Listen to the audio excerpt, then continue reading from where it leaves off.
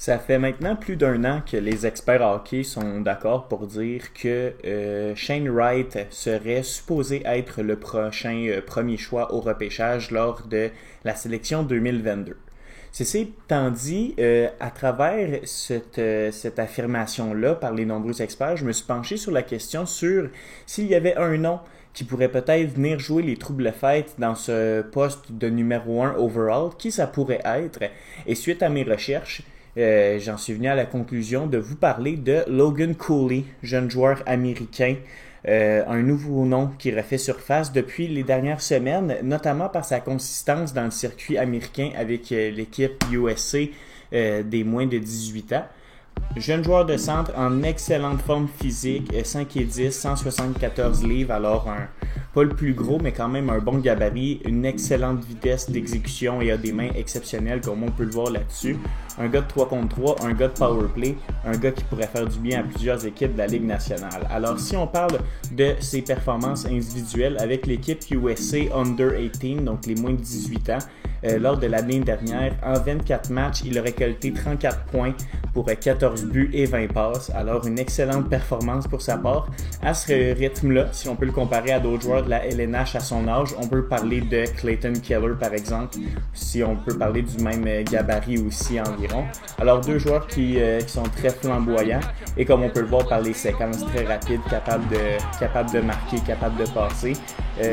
Le jeune est natif de Pittsburgh, alors grand fan de Sidney Crosby, se considère lui aussi comme un two-way forward, donc intéressant de voir sa qualité en zone défensive aussi. Mais ce qui est vraiment retenable du jeune Logan Cooley, c'est définitivement ses prouesses en zone offensive. Il est capable de faire danser les défenseurs, il est capable de s'amuser avec ceux-ci. Il a des très belles complicités avec pas mal n'importe qui avec qui il joue. Il trouve du rythme très rapidement. Alors honnêtement, oui, je crois qu'il serait capable de venir jouer les troubles-fêtes pour une équipe qui a besoin d'un joueur électrisant, comme on peut le voir sur cette séquence, où tout d'abord, Cooley ici va essayer une Michigan, c'est manqué, mais regardez son contrôle de rondelle, va faire une super belle feinte pour posséder le disque encore, va continuer le 4 contre 4, belle protection de rondelle, prend son information et va finir avec une belle passe. Alors Logan Cooley, c'est ça, c'est un joueur électrisant, c'est un joueur rapide et c'est un joueur qui a une excellente vision de jeu comme on peut le voir. Un genre de Patrick Kane, très électrisant.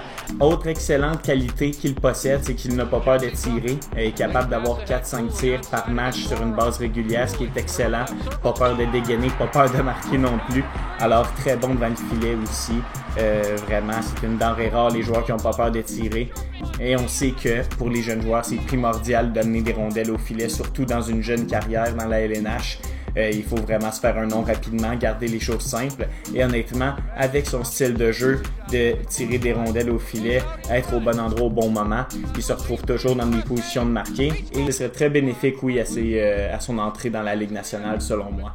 Alors comme on peut le voir là-dessus, super belle feinte, super beau tir. À savoir que l'année prochaine, il s'en va à Notre-Dame dans la NCAA, donc la Ligue universitaire américaine de hockey. Ça va être intéressant de voir qu'est-ce qu'il va faire là-bas. Notre-Dame n'est pas la meilleure équipe, donc il n'y aura pas le meilleur entourage, mais s'il est capable d'avoir quand même une saison intéressante, eh bien c'est certain que sa valeur va encore continuer à grimper. Il va peut-être devenir numéro 1, qui sait, si Shane Wright descend la cadence.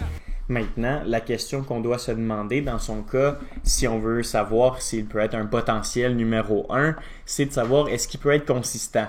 Ce qui semble être le problème, c'est que 2-3 matchs, ça va mal, mais après ça, il va avoir un bon match de 5 points. Après ça, on va retourner dans une petite léthargie pour son cas. Donc, c'est vraiment la consistance qui semble être le problème, mais dans le dernier mois, il s'est vraiment prouvé comme étant un joueur beaucoup plus constant et très fiable, notamment dans son territoire. Donc, on a vu vraiment en 2022 une nouvelle facette de son jeu, plus défensif, je trouve, de ce que j'ai vu de l'équipe américaine. Ça pourrait peut-être titiller certains recruteurs aussi, ce qui est très intéressant. C'est un gars définitivement que je verrais pour le Canadien ou pour l'Arizona, une équipe en reconstruction qui a besoin d'un joueur rapide, qui est prêt rapidement à jouer. Peut-être une petite saison à Notre-Dame, mais après ça, si ça va bien, honnêtement, c'est un joueur qui pourrait faire un impact très rapidement dans la Ligue nationale, selon moi. Alors voilà, n'hésitez pas à m'écrire si, selon vous, s'il serait en mesure, selon vous, de détrôner Shane Wright. Pour ma part, on s'en reparle dans 2-3 mois. Je vais refaire une vidéo sur le sujet, c'est presque presque sûr. Et on va voir si Shane Wright continue à être autant dominant. Je pense pas qu'on va changer de numéro 1. Mais on sait jamais, Shane Wright peut se blesser. Peut-être que Cooley va avoir la meilleure fin de saison de sa carrière. Peut-être que les États-Unis vont vraiment se développer à un tout autre niveau avec Cooley à suivre. Donc, ça va être intéressant. Mais selon moi, s'il y a une personne qui est capable de le faire, c'est lui. Notamment par ses prouesses devant le filet et surtout en avantage numérique en général. Un gars rapide, un gars avec des très bonnes mains, un Patrick Kane qui va amener beaucoup d'offensives dans la ligue, beaucoup d'offensives dans l'équipe qui va aller le rechercher.